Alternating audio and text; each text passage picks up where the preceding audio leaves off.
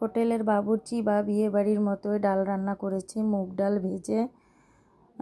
তারপরে মসুরির ডাল অল্প কিছু নিয়ে একসঙ্গে ধুয়ে ভালো করে রেখেছি।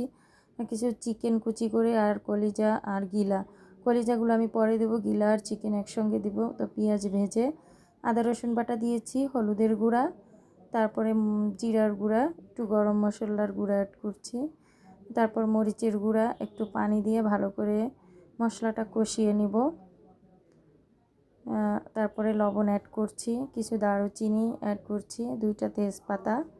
মশলাটাকে ভালো করে কষানো হয়ে গেলে চিকেন আর সেই কলিজা গিলাটা অ্যাড করছি। তারপরে সেই ধুয়ে রাখা ডালগুলো দিয়ে দিব, দিয়ে ভালো করে একটু নেড়ে চেড়ে কষিয়ে নিব। তারপরে একটু পানি অ্যাড করে ঢেকে দিব। ঢাকনা উঠিয়ে একটু নেড়ে চেড়ে দিতে হবে বারবার।